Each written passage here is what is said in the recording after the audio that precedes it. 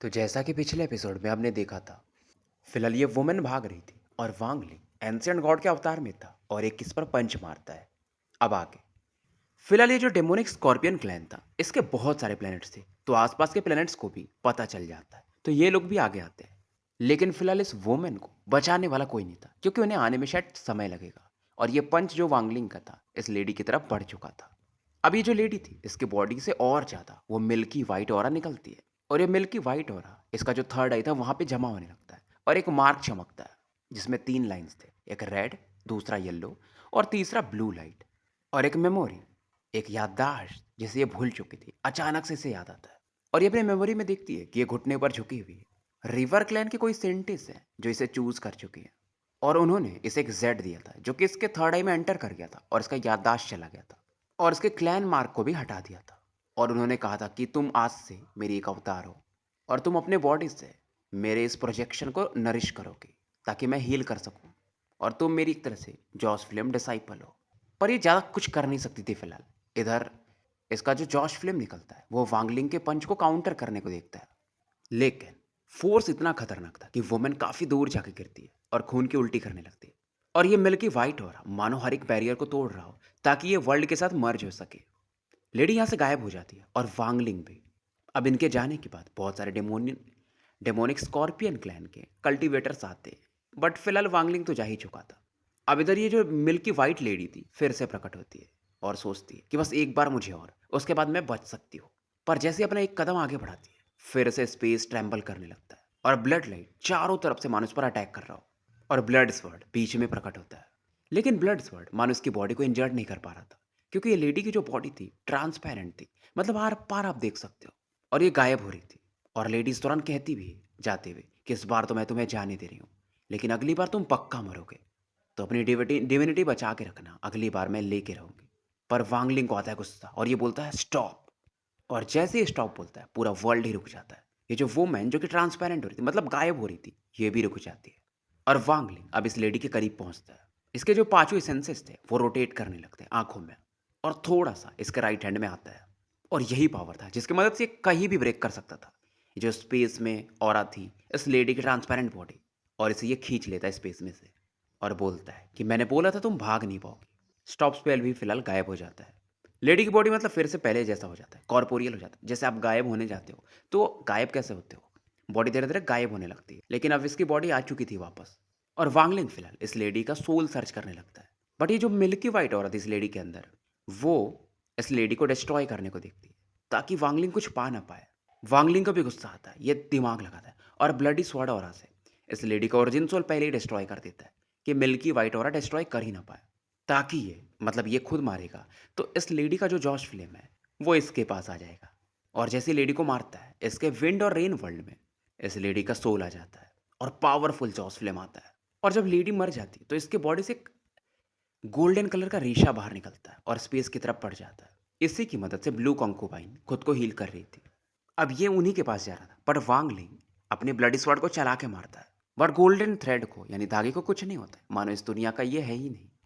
But वांग लिंग इस समय सोच ही रहा था और इसका स्टोरेज स्पेस खुलता है बिना इसके मतलब बुलाए हुए, और एक वुमेन बाहर निकलती है जिसने वही सिल्वर कपड़े पहने थे। ये वही सिल्वर कॉप्स है और ये गोल्डन थ्रेड की तरफ दिखती है। इसकी आंखों में मानो कन्फ्यूजन था और ये उसे पकड़ लेती है, उस गोल्डन रेशे को। बेसिकली गोल्डन जो रेशा था वो मानो स्पेस में गायब हो चुका था, पर ये लेडी क्या करती मुझे नहीं पता। मानो समय रिवर्स हो जाता है और गोल्डन थ्रेड फिर से वापस आ जाता है। स्ट्रगल करता है बट जा नहीं पाता है। और इस रेशे को ये लेडी निचोड़ देती, स्क्वीज कर देती है, मतलब पिंची के समान। गोल्डन मिस्ट इसकी बॉडी में अब्जॉर्ब हो जाता है। वांगलिंग भी बहुत समय से इस लेडी की आइडेंटिटी के बारे में, मतलब ये है कौन, उसके बारे में सोचता था, लेकिन क्लूज ही उतने नहीं मिलते थे। लेकिन इसे इतना पता था अगर डाविस्ट वाटर शॉक्ड हो सकता है तो मतलब ये लेडी बहुत इंपॉर्टेंट होगी। फिर एक चीज़ ये भी सोचता कि फिर कल्टीवेशन अलायंस वाले इसे रिफाइन कैसे कर पाए, उन्हें इसकी बॉडी कैसे मिले। अब वांगलिंग इनसे पूछता है कि आपको याद आ रहा है कि मतलब तुम कौन हो। लेडी के आंखों में कन्फ्यूजन और ज़्यादा था और ये बताती है कि मुझे मुझे इतना फील हुआ कि इस रेशे के अंदर जो हो रहा था उसे मैं जानती हूँ। वांगलिंग बोलता है कहीं ऐसा तो नहीं कि तुम 8 इंपीरियल कॉन्कुबाइन में से एक हो। अब ये सुन करके लेडी और ज़्यादा कंफ्यूज हो जाती है कि मुझे याद तो नहीं आ रहा। अब ये स्टोरी स्पेस में जाने वाली थी क्योंकि इसके लिए वही जगह था, पर अचानक से रुकती है। मानो उसकी आंखों में जो हमेशा कंफ्यूजन रहता था, एक क्लैरिटी आती है। वांगलिंग की तरफ पलटती है और कहती है कि मुझे ज़्यादा चीज़ें तो याद नहीं आ रही, लेकिन मुझे कुछ पता है। मैं देख सकती हूँ तुम्हारी बॉडी में जॉस फ्लेम है। मुझे जितना याद आता है कि जॉस फ्लेम एक ज़हर है, सबसे बड़ा धोखा है। इसी की वजह से शायद मैंने बहुत सारी चीज़ें खोई थी। लेडी अंदर एंटर कर जाती है। अब वांगलिंग सोचने लगता है कि यार, lord of the sealed realm, Daoist water, Dao master blue dream, सबका कहना एक ही है कि जॉस फ्लेम जो है, थर्ड स्टेप में अगर तुम्हें जाना है तो उसकी ज़रूरत पड़ती है, क्योंकि उसी की मदद से तुम अपने एसेंसेस को, जैसे वांगलिंग के पास फिलहाल 5 है, उसे नरिश कर सकते हो। फिलहाल वांगलिंग ये सब सोचता है और वर्ल्ड के साथ मर्ज हो जाता है, और ये जानता था कि फिलहाल उस लेडी को तो ये मार चुका है, तो फिलहाल ये अभी अपने एसेंसेस को पूरा करेगा। और इसे याद आता है कि जो स्कैटर्ड थंडर क्लैन है, जिस बंदे को इसने एब्जॉर्ब किया था 7 कलर्ड रियल में, आई गेस, तो उसकी मेमोरीज में इसने देखा था कि वहाँ पर कोई भी थर्ड स्टेप का कल्टीवेटर नहीं है, लेकिन वहाँ पर एक बिजली है जो कि बहुत पावरफुल है। अगर मैं उसे डिवोर कर लेता हूँ तो इसका मतलब थंडर एसेंस काफ़ी तगड़ा हो जाएगा। और जॉस फ्लेम के बारे में सोचा देखूंगा बाद में कि सही है गलत मुझे नहीं पता, लेकिन मुझे चौकन्ना तो रहना पड़ेगा। मैं वैसे भी कल्टीवेशन में जॉस फ्लेम वगैरह पे रिलाई तो अभी तक किया नहीं हूँ।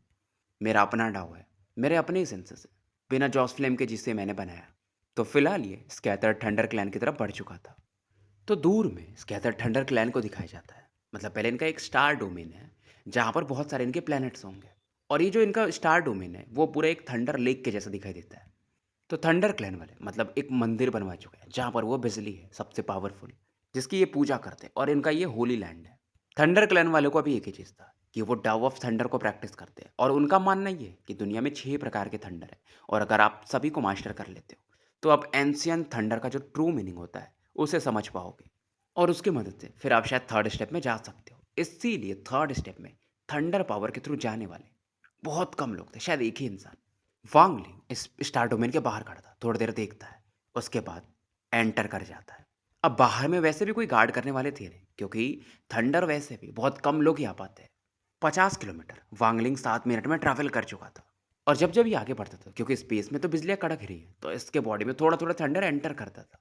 अब ये थंडर लेक की तरफ बढ़ता है, और मानो बिजलियाँ सांप के समान इस पर अटैक करती है। बट वांगलिंग ने बस अपना एक कदम बढ़ाया था, और ऐसे ही ये 15 मिनट तक रहता है, और इसकी आंखें बंद थी। और फाइनली वांगलिंग अब ज़्यादा सोचता नहीं और आगे बढ़ता चले जाता है।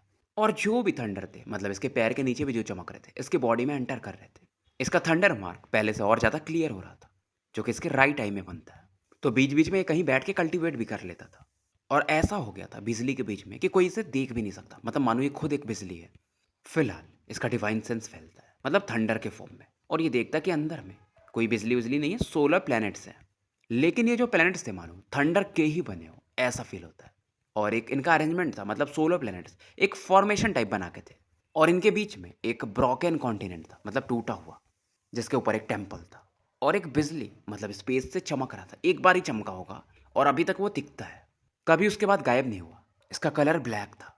एक्चुअली बहुत सारे कलर्स थे, लेकिन मेन जो प्रोमिनेंट कलर था वो ब्लैक था, बाकी भी थोड़े थोड़े चमक रहे थे। अब जो सोलर प्लैनेट्स थे उसमें से एक था अर्थ येलो कलर का, जिसमें बहुत सारी गुफाएं थी। थंडर क्लैन के लोग खुद में फाइट करते थे। शुरुआत में आप 3 प्लैनेट्स पे ही रह सकते हो, जब आपका कल्टीवेशन बढ़ता है तो बाकी 13 प्लैनेट्स पर, मतलब जो भी जहाँ पर भी आप गुफा उफा बना के रह सकते हो। बस किलिंग अलाउड नहीं था एक दूसरे के बीच में। और इस समय एक बंदे को दिखाया जाता है जो कि खुद को बोल रहा था कि यार, मैं खुद से नफरत करता हूँ कि मेरा टैलेंट अच्छा नहीं है। मैं खुद से नफरत करता हूँ कि मैं कल्टीवेटर हूँ। मैं इससे भी नफरत करता हूँ कि मैं स्कैटर्ड थंडर क्लैन का मेंबर हूँ। फिलहाल ये खून की उल्टी कर रहा था, और इसका मुंडी नीचे झुका हुआ था, और ये बोल रहा था कि यार, मुझे कल्टीवेटर नहीं बनना है, मैं इंसान ही अच्छा हूँ, मतलब इंसानों की तरह रहना है। और ये काफ़ी गुस्से में था। जो भी थोड़ा बहुत इसका स्ट्रेंथ था, इसके जो थर्ड आई पर थंडर मार्क था, ये उसे निकालने लगता है। ये आंखें बंद कर लेता है, मतलब शायद अपने को मार रहा था। तभी अचानक से यहाँ पर एक बिजली चमकती है। फिलहाल इस बच्चे को पता भी नहीं था, और ये जो थंडर था इस बच्चे के बॉडी में एंटर कर जाता है। इसका सोल जो कि गायब हो रहा था, वाइटैलिटी जो कि कमजोर पड़ चुकी थी, अचानक से रुक जाते हैं। घाव भरने लगता है, जो चेस्ट पर भी घाव था वो भी रिकवर कर जाता है। बंदा अपनी आंखें खोलता है, और इसकी जो आंखें थी, पहले ये काफ़ी निराश था, अब वो कोल्डनेस में बदल चुका था। मानो ये दुनिया में सभी चीज़ें देख चुका था, और लंबे समय से मानो जिंदा हो। और फिर आवाज आती कि यार, ये बॉडी बुरा नहीं है, लेकिन बॉडी का पावर ज़्यादा नहीं था कोर फॉर्मेशन लेवल पे। और ये कोई और नहीं, वांगलिंग था। मतलब बेसिकली ये वांगलिंग का डिवाइन सेंस का एक हिस्सा था थोड़ा सा। और इसका जो मेन बॉडी था वो तो अभी भी थंडर लेक के अंदर बैठा हुआ है, क्योंकि देखो वांगलिंग इतना एरोगेंट तो है नहीं। ये जानता था कि स्कैटर्ड थंडर क्लैन से ये अकेले तो बैटल नहीं कर सकता। एंशिएंट स्टार सिस्टम में ये लोग बहुत तगड़े थे, और अगर डायरेक्टली उस इटर्नल थंडर को एब्जॉर्ब करने जाता तो गारंटीड था कि ये मारा जाता। इसलिए इसका प्लान यही था कि जो बंदा कोई भी मर रहा होगा उसे उसकी बॉडी को मतलब पोजेस कर लूँगा और यहाँ का एक तरह से मेंबर हो जाऊँगा। और ये बंदा पूरी तरह से मरा भी नहीं था जब वांगलिंग ने इसे पोजेस कर लिया था। एक तरह से इसने इसको बचा भी लिया था। मतलब वांगलिंग जब यहाँ से इटर्नल थंडर को एब्जॉर्ब कर लेगा और चला जाएगा तो ये बंदा फिर से अपनी बॉडी पे अपना कंट्रोल ले लेगा। और जितना देर तक वांगलिंग इसकी बॉडी में रहेगा इसको फ़ायदा है, क्योंकि वांगलिंग की समझ जो है वो इस बंदे के कहीं ना कहीं बॉडी वगैरह में रह ही जाएगा। वांगलिंग इसके मेमोरीज को भी देख लेता है कि इस बंदे का नाम यूफे है, नॉर्मल कल्टीवेटर है, मम्मी पापा मर चुके हैं, बहुत मेहनत करके ये लौंडा कोर फॉर्मेशन पे पहुंचा था और एक गुफा इसे मिल गया जो इसके पेरेंट्स का था। अब गुफा के आसपास एक स्पिरिट वेन था जो कि अच्छा माना जाता है, लेकिन फिर किसी ने चुरा लिया और इसे वहां से भगा दिया। 200 सालों से ऐसे लेवल पे है। और क्योंकि ये थंडर क्लैन का तो इसका फिजिक स्ट्रांग है, नहीं तो अब तक ये मर चुका होता। लेकिन बहुत सारे क्लैन मेंबर्स ने इन 200 सालों में इसे बुली किया था। मृत्यु से भी खतरनाक मतलब इसकी ज़िंदगी थी। और गुफा में एक थंडर फ्रूट भी है जो इसके मम्मी पापा ने छोड़ा है, जिसे यूफे ग्रो कर रहा था। और उस कल्टीवेटर ने इसे अलाउ किया था कि हाँ ठीक है तुम इसे बड़ा करो। और यूफे जानता था तो एक जो फल था 9 में से ये खा जाता है। अब दूसरा बंदा इसे मार नहीं सकता था क्योंकि यहाँ पर रूल नहीं है, नहीं तो इसे वो मार देता। लेकिन फिर भी इतना तो मारा ही था कि ये बस मरे ना। इसीलिए बंदा थंडर क्लैन से बहुत नफरत करता था। अब इसे एक चीज़ और समझ में आता है वांगलिंग को कि थंडर फ्रूट से आप अपने क्लैन मार्क को और स्ट्रॉन्ग कर सकते हो। तो आउटर रियल इनर रियल से काफ़ी अलग था। वो डोमेन वोमेन कल्टीवेट नहीं करते थे। ये बेसिकली इनके मतलब फैमिली का एक मार्किंग होता था। जैसे हर एक क्लैन मून क्लैन का अपना है तो उसकी मदद से इन्हें इनहेरिटेंस मिल जाता था। और जैसे जैसे वो मार्किंग स्ट्रांग होता था इनका कल्टीवेशन बढ़ता था। वांगलिंग का जो थंडर क्लैन का मार्क था इसका खुद का बनाया हुआ था। तो जो इटर्नल थंडर है उसका जो लेवल होगा वही वांगलिंग का है, ऐसा मतलब वांगलिंग का सोचना था। क्योंकि इसका मार्क अपना है, किसी से इसने इनहेरिट नहीं किया। अब वांगलिंग सोचता है यार यूफे के तो मतलब ये उतना स्ट्रांग भी नहीं है, तो ये उस गुफा की तरफ बढ़ता है जहाँ पर वो नासेंट सोल कल्टीवेटर था। और इसका डिवाइन सेंस फैल जाता है, ये ऑब्जर्व कर रहा था। अब 3 लोग वांगलिंग के आसपास प्रकट होते हैं, एक मैन और 2 वुमेन। मानो ये कुछ बातें कर रही थी। बंदे का कल्टीवेशन जो था कोर फॉर्मेशन के लेट फेज में था, दोनों वुमेन्स कोर फॉर्मेशन के अर्ली फेज में। अब बंदे की नज़र वांगलिंग पर पड़ती है। जब ये देखता है कि वांगलिंग उड़ रहा है बिना इसकी तरफ देखे हुए तो ये हैरान था। फिर ये बोलता है कि यूफे इधर आओ। अब देखो मैं यूफे बोल रहा हूँ, उसके अंदर तो वांगलिंग ही है फिलहाल। अब इस बंदे को गुस्सा आता है क्योंकि वांगलिंग अभी भी इसे इग्नोर मार रहा था। और फिलहाल ये थंडर स्वॉर्ड निकालता है और यूफे की तरफ चला के मारता है कि तुम अपने सीनियर्स की रेस्पेक्ट नहीं करोगे, मुझे देख करके रुकोगे नहीं। वांगलिंग अब रुक जाता है और कहता है कि तुम मुझसे बात कर रहे हो क्या। दिख तो ये यूफे के जैसा रहा था बट कोल्डनेस तो वही था। और जब वांगलिंग इसकी तरफ देखता है तो मानो ये बंदा ऐसा लगता है कि इसे कोई कौन देख रहा है, इतना पावरफुल, इसके सभी सीक्रेट्स जो जानता हो। इसका जो कोर था बॉडी में मानो वो रुक जाता है, क्रैक्स आने लगते हैं। बंदा तो काफ़ी डर जाता है। वांगलिंग को भी समझ में आता है यार मेरा कल्टीवेशन ज़्यादा है, ये लोग मारे जाएंगे। ये तुरंत ही अपनी नज़रें हटा लेता है और यहाँ से फिर आगे बढ़ जाता है। अब इसके जाने के बाद तीनों खून की उल्टी करते हैं। और जो लेडीज़ थी उनका जो कल्टीवेशन लेवल था कोर फॉर्मेशन के अर्ली फेज से गिर के फाउंडेशन लेवल पे आ जाता है और उस बंदे का तो कोर ही फट जाता है। इधर वांगलिंग यूफे का जो गुफा था उसके मम्मी पापा का उधर जाता है और वो स्पिरिट वेन के पास में था। अंदर में एक नदी भी थी छोटी सी। कुछ रेस्ट्रिक्शंस लगे थे गुफा को प्रोटेक्ट करने के लिए, बट वांगलिंग के सामने वांगलिंग के दोनों हाथ मतलब पीछे की तरफ थे और अपने आप गेट खुल जाता है और अंदर में से एक ओल्ड मैन दिखाई देता है ग्रीन कपड़ों में, 100 फीट की दूरी पे था। और उसकी आंखें खुली की खुली रह जाती है जब वो वांगलिंग को देखता है और इससे भी डर लगता है। मतलब दरवाजा खुलता है और इसे पता नहीं चलता है तो अब तो फटेगा ही ना, क्योंकि यहाँ पर जो भी रेस्ट्रिक्शन थे आराम से कोर फॉर्मेशन को मार देंगे। बट वांगलिंग को कुछ नहीं हुआ था। लेकिन देखता कि यार ये बंदा तो यूफे है तो ऐसा कैसे हो सकता है। वांगलिंग का एक एक कदम बढ़ता और ये ओल्ड मैन खून की उल्टी करने लगता है। केव छोटा नहीं था, इसमें 6 कमरे थे और एक रास्ता था जो वैली की तरफ लेकर जाता था। मतलब ऐसा जगह जो पहाड़ों के बीच में हो। नास एंड सोल जो कल्टीवेटर था वो तो अपनी जगह बैठा रहता है, आगे बढ़ता भी नहीं, मतलब उठता भी नहीं। अब ओल्ड मैन भी सोचता है कि यार ऐसे तो चलेगा नहीं। इसका किलिंग इंटेंट बढ़ता है और ये टेलीपोर्टेशन यूज़ करता है जो कि नास एंड सोल कल्टीवेटर यूज़ कर सकते हैं। और अचानक से ये वांगलिंग के सामने प्रकट होता है। अब इसके मुंह में से एक ग्रीन लाइट निकलती है जिसके अंदर बिजली था और इसे वांगलिंग की तरफ बढ़ा देता है। अब ओल्ड मैन रिजल्ट देखता भी नहीं, मतलब होने क्या वाला है। ये सीधा यहाँ से फिर भागने लगता है अपने लाइफ ट्रेजर को यूज़ करके। पर जैसे ये भागने वाला था अचानक से ये फील करता है कि ये बीच में रुक गया और वांगलिंग कहता है कि मैंने तुम्हें जाने को बोला। और बस हल्का सा ये हवा का झोंका मारता है, ओल्ड मैन खून की उल्टी करके गिरता है, दीवार से जाके टकराता है और चिल्लाता है फिर ये बंदा कि तुम इतने स्ट्रांग कैसे हो गए। और ये जो ग्रीन थंडर वांगलिंग पर बढ़ रहा था अटैक करने के लिए, वांगलिंग उसे मसल देता है। अब ओल्ड मैन बोलता है तुम मुझे मार नहीं सकते क्योंकि क्लैन का रूल है। बट जब तक ये ओल्ड मैन कुछ करता वांगलिंग के बॉडी में से एक हाथ निकलता है जो कि इस बंदे के भी सोल को सर्च करने लगता है। थोड़े समय के लिए ये बंदा बेहोश भी हो जाता है। वांगलिंग को चीज़ें और समझ में आती हैं और इसे समझ में आता है कि ये लोग स्कैटरिंग मेथड यूज़ करते हैं फाइट करने के लिए, मतलब ऐसा बिखर करके। उसके बाद लॉ ऑफ द जंगल सीखते हैं और इनमें से फिर कोई एक लीडर बनता है। तो यहाँ पर 3 मदर प्लैनेट्स हैं जहाँ पर लोग रहते हैं। बाकी जो 13 प्लैनेट्स हैं वो ट्रायल ग्राउंड्स हैं, मतलब वहाँ बैटल होता है हर 100 साल में। मतलब जो अच्छी रैंकिंग लाएगा वो होली लैंड में एंटर कर सकता है।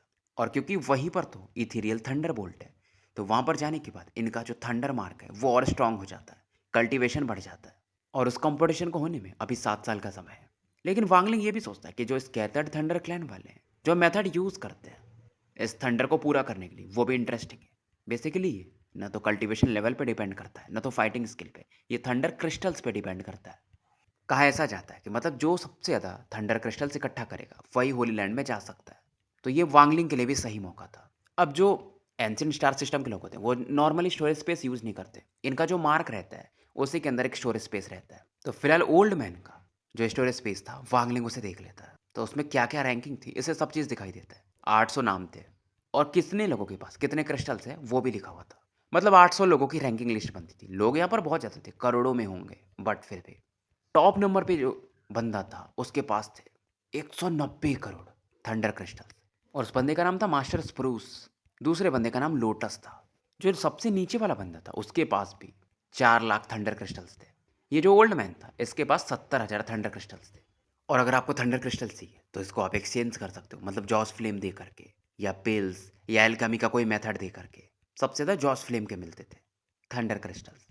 तो फिलहाल वांगलिंग इस ओल्ड मैन पर ध्यान नहीं देता है। वैली की तरफ बढ़ता है जहाँ पर वो फल थे, थंडर फ्रूट्स। वांगलिंग इन फलों को देख रहा था, पर तभी 4 रेज ऑफ लाइट इस तरफ बढ़ती है। 4 ओल्ड मैन थे, सब तलवारों पर खड़े थे। Power level nascent mid phase. और इनमें से एक बोलता कि अंकल कीजी का जो गुफा है बस थोड़ा आगे है और 5,000 किलोमीटर में मतलब उनका ही राज है, तो उनके पास अच्छे खासे ट्रेजर्स होंगे। तो जो नासेंट सोल के मिड फेज पर थे ओल्ड मैन वो कहते चलो अच्छी बात है, फिर हम इसके बदले में एक्सचेंज कर सकते हैं। ये जो 3 बंदे थे वो कोर फॉर्मेशन पे थे और उनमें से एक बोलता कि अंकल आपको तो इसके बदले में बहुत सारे थंडर क्रिस्टल्स मिल जाएंगे, तो आपका हेवनली थंडर सेक्ट में नाम थोड़ा सा ऊपर जाएगा। बट ये जो नासेंट सोल मिड फेज का बंदा था ये स्कोर फॉर्मेशन से बोलता है कि मैं इन थंडर क्रिस्टल्स को खुद यूज़ नहीं करूंगा, बल्कि मैं सेक्ट मास्टर को दूंगा। मेरे जो हेवनली थंडर सेक्ट के सेक्ट मास्टर हैं वो स्कैटर्ड थंडर की रैंकिंग में बहुत क्लोज हैं। कुछ ही समय में वो रैंकिंग में एंटर कर सकते हैं। ये सुन करके ये तीनों और ज़्यादा रेस्पेक्ट देते हैं। इधर वांगलिंग थंडर फ्रूट्स को देख रहा था कि अगर आप इसे खाओगे तो अंदर से भी आपकी बॉडी स्ट्रांग होगी, बाहर से भी। तो मतलब थंडर स्पेल्स में आप और अच्छे हो सकते हो। और एक थंडर फ्रूट के बदले एक थंडर क्रिस्टल मिलता है। वांगलिंग एक फल को ऐसा मतलब पूरा फोड़ देता है, उसमें से थोड़ा सा थंडर चमकता है और इसके राइट हैंड से ये उसे अब्जॉर्ब कर लेता है अपने ओरिजिन सोल में।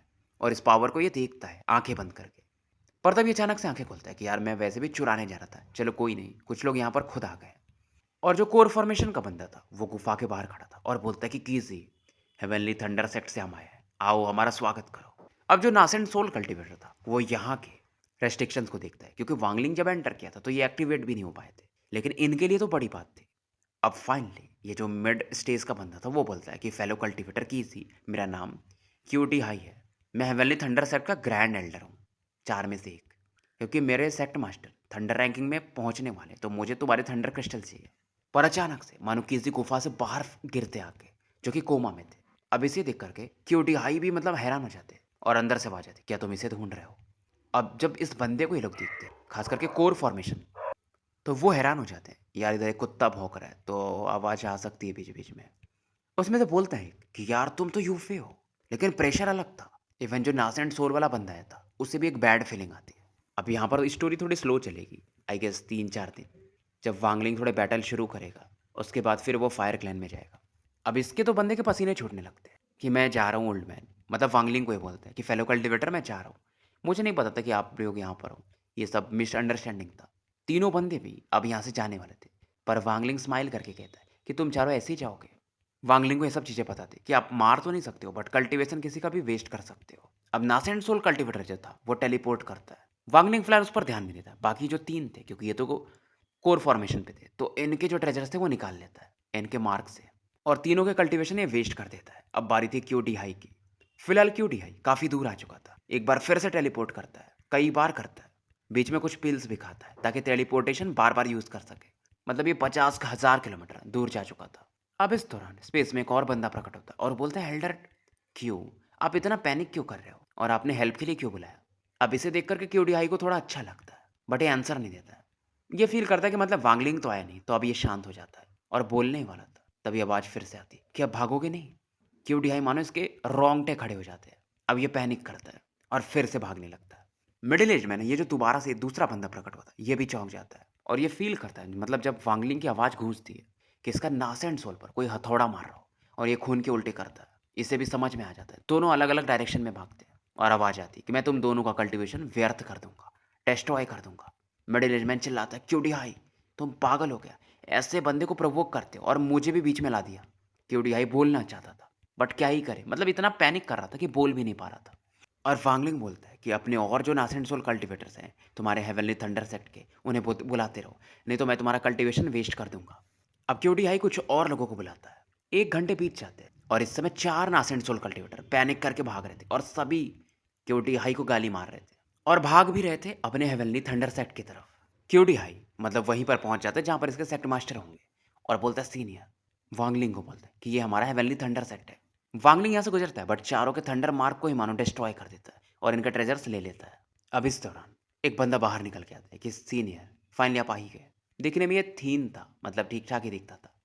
सोल फॉर्मेशन के अर्ली फेज में था और वांगलिंग की तरफ एक्साइटेड होकर देखता है और बोलता है सीनियर मुझे पता है आपका कल्टीवेशन हेवन हेवन शैटरिंग है, आपकी स्टाइल अनमैच्ड है और ऐसा लगता है मैंने बहुत रिइंकार्नेशन साइकिल पहले आपको देखा था। वैसे भी मेरा समय खत्म ही हो रहा था और इतनी चीज़ें बोलता है, मतलब तारीफ करता है। तो वांगलिंग को लगता है यार ये जू लीगो जैसा बंदा, मतलब मस्त तेल पानी लगा रहा था और काफ़ी सिंसियर बातें करता है। यहाँ पर हेवनली थंडर सेट के बहुत सारे लोग थे, लेकिन ऐसे अपने सेक्ट मास्टर को बोलते हुए कभी नहीं देखा था। वो काफ़ी मतलब स्ट्रिक्ट रहते थे। अब वांगलिंग तो अलग विज़डम वाला बंदा था। ये समझ जाता है इस कल्टीवेटर के प्लान को कि ये बंदा रजिस्ट नहीं कर सकता, इसे समझ में आ चुका है, इसलिए ऐसा ये कर रहा है। अब वांगलिंग भी पूछता है कि तुम्हारा नाम क्या है? अभी अपना नाम बताता है, ज़ोंग बिंग रेड है। और वांगलिंग कहता है चलो वो सब तो ठीक है, जो भी तुम्हारे पास है, जिसकी मदद से तुम थंडर क्रिस्टल्स खरीद सकते हो, वो मुझे दे दो और थंडर क्रिस्टल्स भी। इसको गुस्सा तो कहीं न कहीं अंदर से था, लेकिन वांगलिंग को देखकर ही फट रहा था क्योंकि उसके चारों एल्डर्स को वांगलिंग ने उसका कल्टीवेशन वेस्ट कर दिया था और ये अब तक एसेंडेंट लेवल के बंदों से मिला था। लेकिन जब वांगलिंग उसने फ़ील किया तो इसे लगा कि इसकी दुनिया ही पलट जाएगी। तो इतना होशियार था ये। इस ट्रिक को इसने 3 बार यूज़ किया है। जब ये फाउंडेशन पे था तब यूज़ किया था। दूसरी बार जब नासेंट सोल पे था, मतलब बचने के लिए ये दिमाग लगा ही लेता है। 50,000 थंडर क्रिस्टल्स के बराबर इसके पास ट्रेजर्स थे। बट वांगलिंग का एक्सप्रेशन चेंज नहीं होता है, तो फिलहाल ये अपने राइट हैंड से अपने थंडर मार्क को एक्टिवेट करता है। 3 और आइटम निकलते हैं। फर्स्ट आइटम जो था, हाथ के जैसा था, बट उसमें थंडर चमक रहा था। सेकंड जो था वो पिल था, ग्रीन ग्लो के साथ। थर्ड जो था एक एंशिएंट मिरर था और बोलता है इनके बदले में 10,000 थंडर क्रिस्टल्स आपको मिल जाएँगे। वांगलिंग स्माइल करता बट ये स्माइल नहीं था और पूरी जो चीज़ें थी ये पलक झपकते अपने स्पेशल क्रैक में रख लेता है, मतलब इनको पता भी नहीं चलता है। और इस दौरान जू लीगो बाहर निकलता है और बोलता है मास्टर फाइनली आपने मुझे याद किया। लियूस जिन बायो को सिखाते सिखाते मैं थक चुका हूँ। अब ये जो बंदा था बिग रेड, वो जू लीगो की आवाज़ सुनता है। ऐसा लगता है कि मैंने अपनी लाइफ में सबसे बड़े दुश्मन से मिल लिया हूँ क्योंकि दोनों तेल पानी लगाने में आगे थे और जू लीगो तो आपको पता है कि बाप आदमी है। फिलहाल जू लीगो मस्त एक्टिंग करता है कि मास्टर वो लियो जिनबाओ बहुत बेवकूफ़ आदमी है, मैंने उसको बहुत समझाया, मेरे पे बहुत ज़्यादा लोड आ रहा था, लेकिन मैं उसका मास्टर हूँ तो उसे मेरी बात माननी पड़ी। बट वांगलिंग का एक्सप्रेशन न्यूट्रल था। बट बिग रेड जो था, ये बंदा मतलब सामने में, वो हैरान रह जाता है कि यार इतना खतरनाक बंदा, इतना तेल पानी। और बिग रेड मन में सोचता है यार ये तो मेरा आर्च राइवल है। फिलहाल जूली को बोलता है कि मास्टर मुझे अंदर मत भेजो, आपको तो पता है मैं कितना लॉयल हूँ, कितना हार्ड वर्किंग हूँ। और जो एक्सप्रेशन देता था जूली को वो भी एकदम रियल रहता था। तो ये बिग रेड देख के और ज़्यादा चौंक जाता है क्योंकि वांगलिंग को इतना समझ में आ गया था कि जूली को बहुत जल्दी जल्दी थंडर क्रिस्टल्स को इकट्ठा कर सकता है और कहता है ठीक है अगर तुम अच्छा करोगे तो हम इसके बारे में डिस्कस करेंगे। और वांगलिंग इस दौरान इसे डिवाइन मैसेज दे देता है। जूली को काफ़ी एक्साइटेड था और अपने मन में बोलता है कि ग्रैंड पास जू से बेटर कोई हो सकता है क्या? क्या कुछ बिलियन क्रिस्टल्स चाहिए? वो तो मैं कर ही लूँगा। अब इधर बिग रेड भी दिमाग लगाता है कि सीनियर मेरे पास कुछ और चीज़ें हैं जो मैं आपको दे सकता हूँ और एक फ्लाइंग स्वॉर्ड ये देता है। जूली को देखता है इस बंदे की तरफ और अब इसे लगता है यार ये बंदा, ये भी मेरे जैसा ही थोड़ा थोड़ा बदतमीज़, मतलब क्या ही बोलूँ इसके बारे में। लेकिन बोलता है कि फ्लैटरिंग के मामले में तुम ग्रैंड पास जू को नहीं टक्कर दे सकते। और फाइनली एक्टिंग करता है जूली को इसकी तरफ देखकर कि फेलो कल्टीवेटर तुम्हारा नाम क्या है? और ये बताता है फिर से बंदा कि जोंग बिग रेड। दोनों की आंखें मिलती हैं, जूली को स्माइल करता है पर जब तक कि जूली को कुछ और बोलता, बिग रेड फिर से बोलता है कि हमारे कुछ थंडर सेट के लोग हैं जिनके पास और ट्रेजर्स हो सकते हैं और जितने भी मेंबर्स थे सब अपने अपने ट्रेजर्स निकालते हैं। इधर वांगलिंग ये सब चीज़ लेने के बाद एक रैंक 4 का पिल निकालता है जो कि क्लाउड सी में रिफाइन किया था। बिग रेड इसे देखकर हैरान था कि यह तो सोल पिल है और इसके बदले में आपको 20,000 थंडर क्रिस्टल्स मिलेंगे। वांगलिंग बोलता, अच्छा ऐसी बात। वांगलिंग बोलता है, ठीक है ये तुम रख लो बिग रेड, और इसके बदले में तुम मेरी मदद करोगे थंडर क्रिस्टल्स वगैरह को एक्सचेंज वगैरह कराने में। और बिग रेड भी कहता है कि सीनियर आप आश्वस्त रहो, मैं बेस्ट करूँगा। जूलिको को गुस्सा आता है कि यार ये तो माहिर खिलाड़ी लगता है कि मेरे साथ फाइट करेगा ग्रैंड पाचू के साथ। तुम्हारे अंदर गट्स है बेटे, ये मन में बोल रहा था। बस तू देख भाई ग्रैंड पाचू क्या करता है, मैं तो तुझे तड़पा तड़पा के मारूंगा जैसे मैंने ल्यूजिन बायो को तड़पाया है। और एक खतरनाक डार्क स्माइल देता ही है। तो स्टोरी यहीं समाप्त करते हैं, मिलते हैं फिर कल एक नए वीडियो के साथ।